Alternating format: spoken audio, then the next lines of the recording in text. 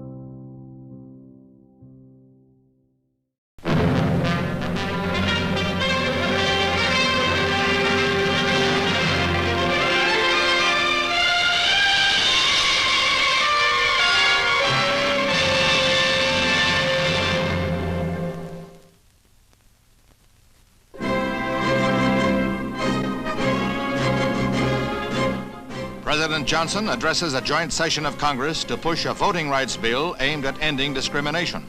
It would appoint federal voting registrars in some instances and put an end to complicated literacy tests and other hampering tactics. The president referred to the events in Selma as an American tragedy. And throughout the nation, even in Canada, there were marches through the streets of towns and cities. In New York's Harlem, more than 15,000, half of them white, filed somberly through the streets in quiet but agonized protest.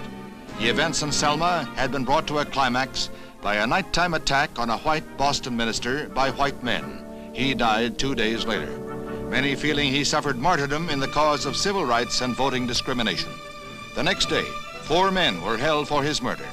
For the Reverend James J. Reeb, the demonstrators write his epitaph with this tribute.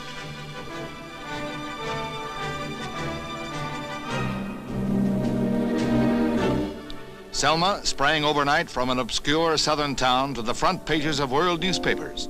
This church was headquarters in the Negro drive for the right to vote, and it was here that Martin Luther King came to lend his support to the campaign.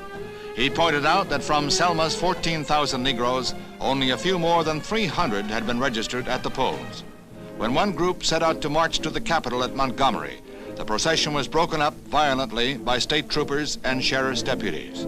Then Dr. King led another contingent through the town.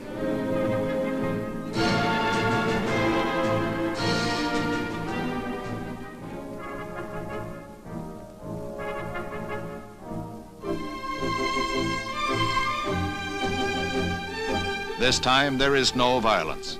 The 1,000 Negroes and 400 white ministers and civil rights workers reach the end of the bridge where the cordon of troopers stand.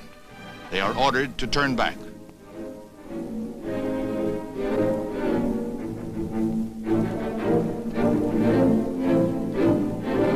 Dr. King confers with the police as the marchers hold their ground. He requests that they be allowed to pray. There are a few minutes of mounting tension.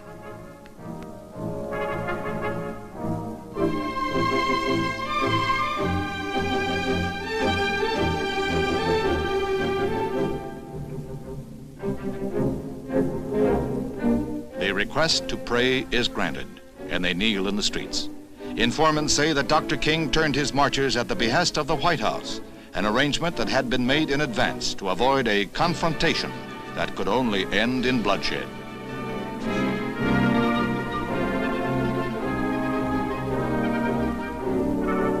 The troops and deputies stand stolidly by as the prayers are said and the marchers go back to Selma.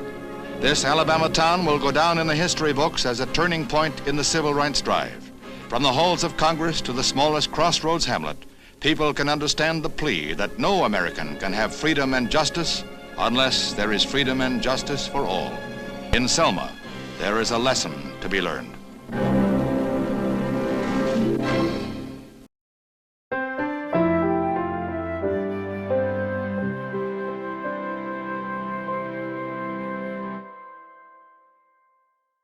This has been African American History is American History.